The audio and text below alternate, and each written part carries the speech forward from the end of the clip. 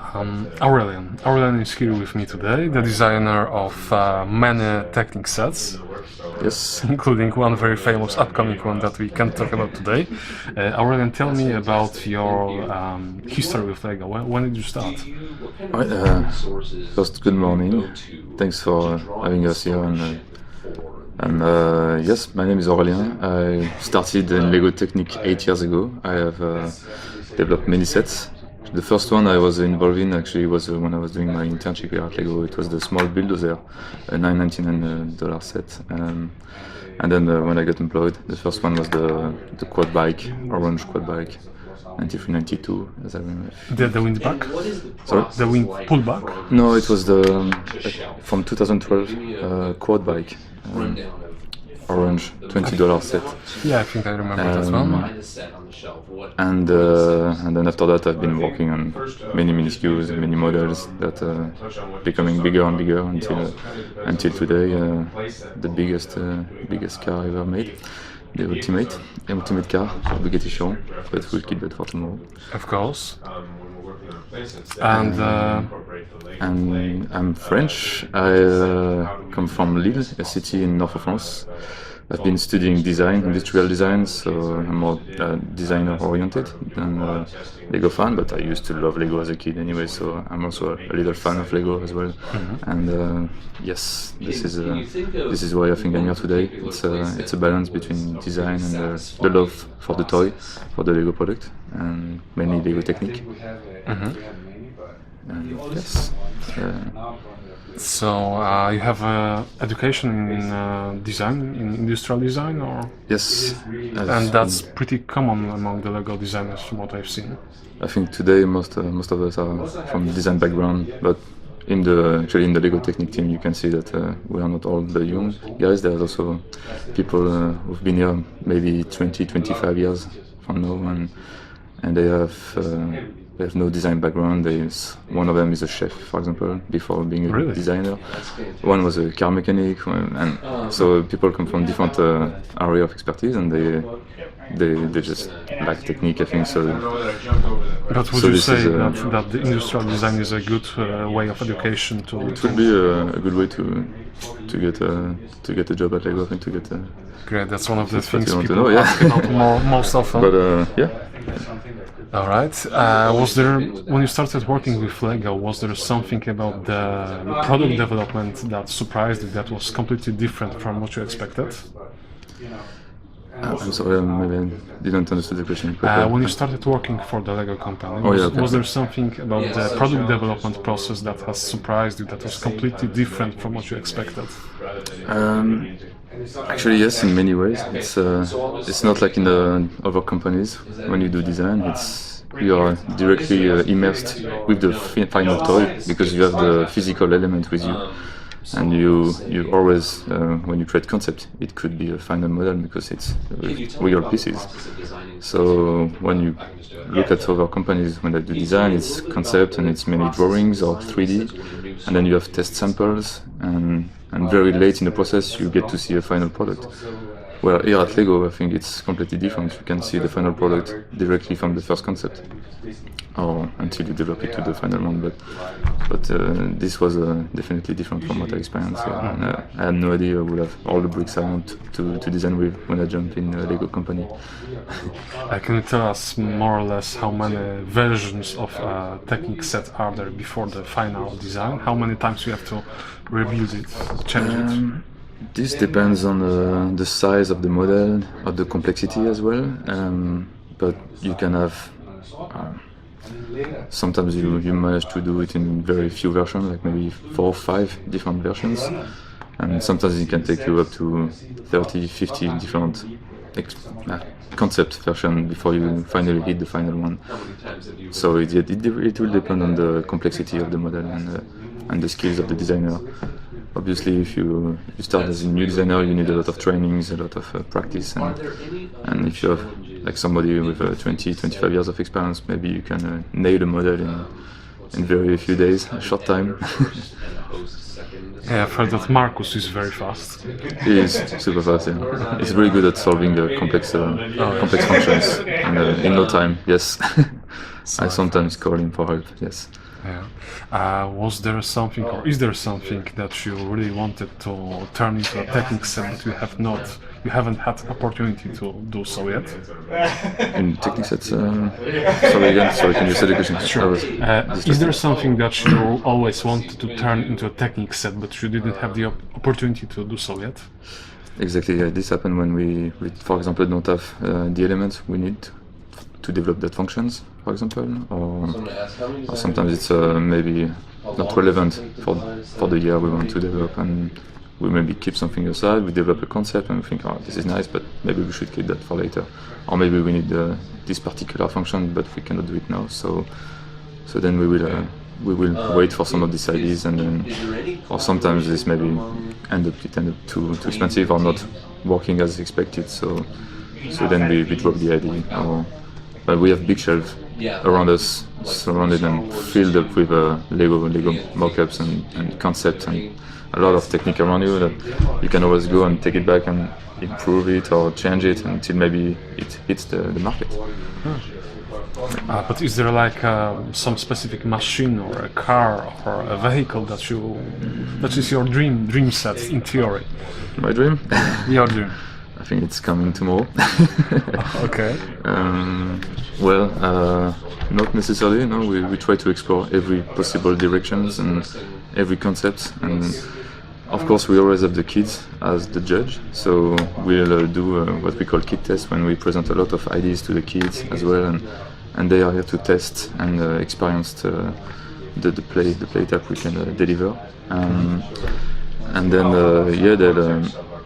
these kids are the one who sometimes help us to decide if it's a relevant model or not to put to the market. And if they don't understand the functions, then we like to not do. And sometimes very complex machines will be too abstract to the kids. And of course, we want them to know what it is when they buy the box and when they get the model in hands, so they know how to play with the model before having the model in hands.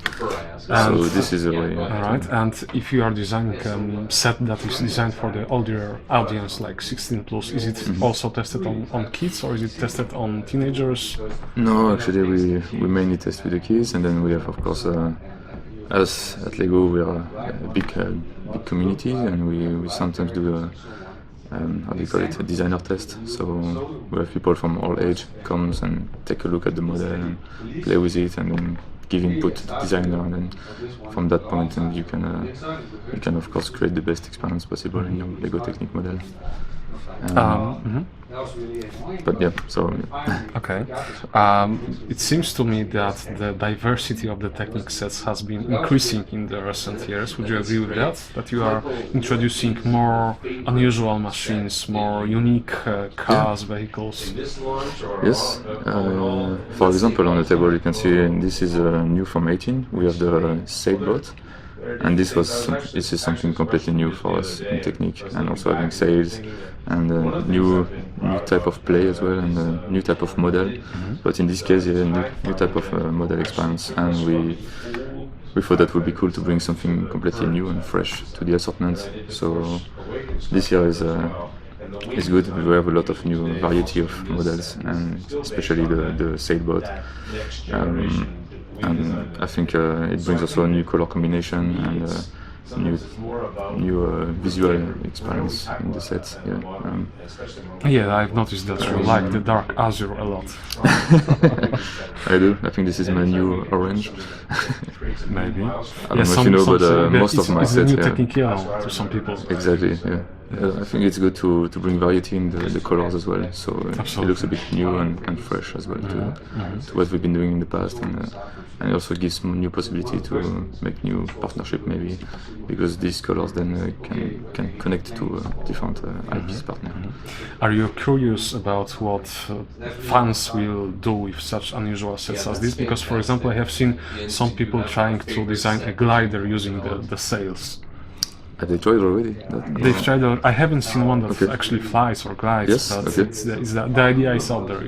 That would be awesome to see. Yes, but no, we haven't tried that yet. But definitely, things like this element, we could definitely think of using that as a glider. That opens new possibilities for us. Yeah. Definitely. Speaking of unusual machines, I was really curious about the bucket wheel excavator from 2 years ago, I believe. Yes. It's a very unusual machine, one that is very rarely seen in public. So how difficult was it to get it through the focus groups? How difficult was it to get the kids interested in such a machine? That was actually a good question. It was a little bit of a challenge. We had for many years thought of doing something like this, and we've been trying to push being our group, and it's always too abstract when you present it because it's a big masterpiece of mechanics and functions and what it is exactly. But then we took it to this kit test we do around Europe, and the kids loved it. They were so thrilled by the model, and they couldn't stop looking at it, playing with it, and trying all the functions, even placing minifigures into the buckets and looking at the figure going around the machine. So I think it was a good sign that we should push that model to the market, and there we are. We have the bucket wheel on the market since 2016 launch, second half. And then of course Marcus was the big guy, the designer who could do that, could do this huge machine. Such a complex one, but he managed to make it right. And also he developed a few new elements for the machine too. Like the turntable. The new rack, curved rack. And, did you hear how the fans are calling the new rack? No. The banana gear. It's curved and yellow. And yellow, yes. Yeah, that's a common that's name. A good name, yeah. Maybe Lego should use it officially. To be easier to remember the names, maybe. Absolutely. Okay. And I was involved actually in doing the B model of the set. I was together with Marcus when he finished. And, the B model. I love the B model. We thought it should be something that connect to the A model and maybe play with, and I come up with this idea of sorting rock machine things. And, I love that. Let me tell you that I've been building all Technic sets for like at least 5 years now, so I'm kind of bored with it. Okay. With the functions, because there's rarely anything new and surprising. But when I saw that this plant machine is actually sorting pieces, that was like mind-blowing, really. Yeah, it was a bit crazy, the idea when we had that at the beginning. Like, but can it do like the real machine? Maybe split and sort, and I go like, wow. Yeah, that was amazing. That you okay, we have this little brick, the 2x2 dome brick, and then the small one, the 1x2. Okay, this is what you have to split. All right, let's get started. And I think I was a bit like, wow, how are we gonna do? So I start making some mock-ups and see what I can keep as elements, and I want the front arm to be the long one that can raise, and then the back should be different. It should be maybe turning and doing something else than not being symmetrical. So this was the main thing. So then I put bricks apart, and okay, now I have this left. I need to make this function, but we don't have like electronics inside, like servo or sensors and all of that to split and to decide what it should go there or there. So it had to be mechanical, and for using the weight of the elements and maybe some of the putting bricks that would split by the size of it. That was the only way we could do. And I sat with Michael Jepsen. I don't know if you know him. He's a designer also at Technic. And we sat together for a week or two, and we've been brainstorming on how we could do the element we have to make that. And we come up with a cool idea, the one that is actually nearly the same in the final model. And then we said, okay, this is good. And then he went back to what he was doing, and I jumped on finishing the model and trying to integrate that inside. But then when you start, this is cool function, but then when you have to put it in the model, it's a different story. So then, yeah, okay, what can I do now? And you've managed to make it look like the real thing also. Yeah, I think I was quite happy at the end with the look of the model. I was like, when I started, I thought it would look a big mess, like this big pile of bricks put together, but at the end it looked like every element had the right place to be, and it seems to work well, and I was like, wow, okay, that's good. We have something good looking, authentic, and with really awesome new functions that we never had before in Technic. And together with the bucket wheel, they do an awesome combination of the set. All right. Do you think that the Technic line could maybe try to expand into other Lego teams? Like, for example, we used to have some Star Wars Technic teams many years ago.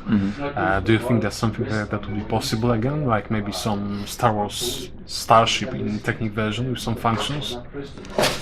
We're always open to new business opportunity, but But would it be right interesting now- to you as a designer to for example, we would love that. Yeah, we always look for new opportunity in a broader range of models, not just the authentic real world model that we have here, but we also have the Lego Star Wars line.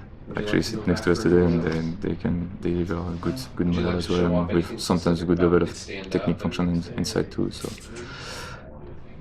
let's talk about the Mac truck. It Yes. seems to represent a new direction in the development of the Technic models, one where you are using much more system pieces just for detailing, just for authentic look. How do you feel about it, and do you think it will continue in future Technic sets? I think yes, it looks awesome like it is, but I know people will say that there is a lot of system, but this is for us to bring a higher level of authenticity into the model, and the reason why is because when we have a partnership with a Mac, for example, here in the Mac track, was a lot more relevant for us to use some of the system in some of the angles, because then we could give this very high level of aesthetic, and inside you still have a very true Lego Technic model, full of beams and functions and gears, and you can see also the trailer is very complex in the Technic aspect, but this is something maybe we'll see again, and when we want to have a very fidel looking model. So it's probably more likely to happen in licensed models like the Mac model, or Slightly more in license, I would say, yes, but definitely, yeah. okay.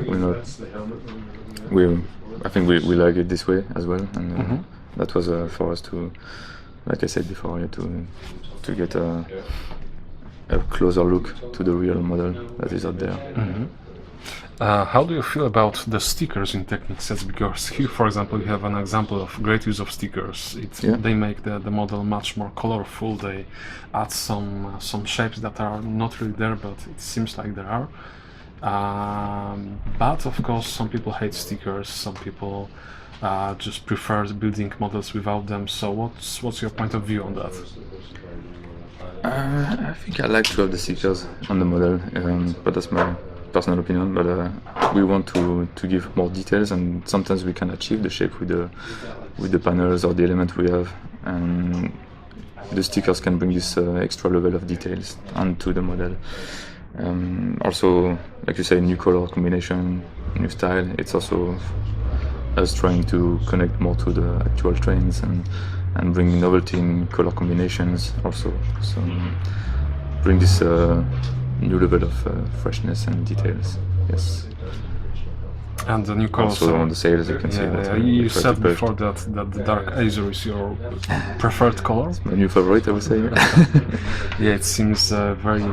I used to like the orange a lot by the past. I'm doing my models, but yeah, the orange was nice, but yeah, it's cool to have some change. I had the quad bike, the motorcycle orange, then the Arctic truck The orange orange. motorcycle was yours. So I remember that one. Yeah, I love the tires. when I do something orange, I think it's me. Or when something is made in orange, I think it's me who made it, but not necessarily all the time. No? I've heard that Marcus is an orange fan. Sorry? I've heard that Marcus is also an orange fan. Marcus. Marcus. Yeah. Marcus. Oh, Marcus Kussmann. Yeah. Sorry. Yeah. Sorry, I couldn't hear well. The noise behind. He used some in the Unimog. Yes, a lot there. But I think he has stopped that. No. We keep seeing larger and more complex Technic models every year, like the bucket wheel excavator and the new upcoming flagship set for the current year that is even more complex with even more pieces. Do you think this tendency can continue? Do you think there is some real limit to how complex and how big a Technic set can become? I think we are trying to always bring a new experience to the kids and to the fan community as well, and we see that bigger models, of course, are very exciting. So we tend to try to push the platform, the system to the limits. But you can see with the bucket wheel, it's already into on nearly the max, and we have already high complex model there. And unless we create a completely new system, then I think we stay within this size and of scale in the models. Actually, I had a question. What do you think about the new function we introduced in the pullbacks? Like the I jump had a hard time activating it. Actually, you have to slam something really Yeah, hard and okay. fast. But it's interesting. I haven't built the combined model yet, but I understand it's even more complex there. But I love that you are trying new things. We also, I know about the motor that jumps. Like, like you mentioned, One needs to be fast, complaint but- that I have had is that these two sets are quite similar. They are not very different, because in the past years you used to try to introduce two very different. Yeah, we always different. Very types different, of like motor. Yes. a bike and a truck or something like that. And these are not very different, but it's cool to have something new. It's cool to see new functions. Yeah, being I think this year we wanted experimented to with. push more into this novelty effect with the engine that pops up, and of course we are very sharp on the how to say we are really close to quality and safety, and this was one thing that we don't want this to be too easy to go and or fly too high. That could hurt the kids, and that was the reason why we decided to make it this way, and then it should not jump so high and not go too far when you hit something. But the similitude in the models, you can see it, because that's something we wanted to have as like the red and the green guy racing in the same kind of race, and then this is why they're gonna hit each other. And we'll see one of them will lose the engine and the other one not, maybe. It's a very interesting concept. But every time we try to bring novelty in the models, and this was one of the features we all liked in the team, and we thought we should keep for this year launch. All right. Thank you very much, Aurelien, and welcome. compliments on your work. Thanks a lot for being here today, and thanks. Yes.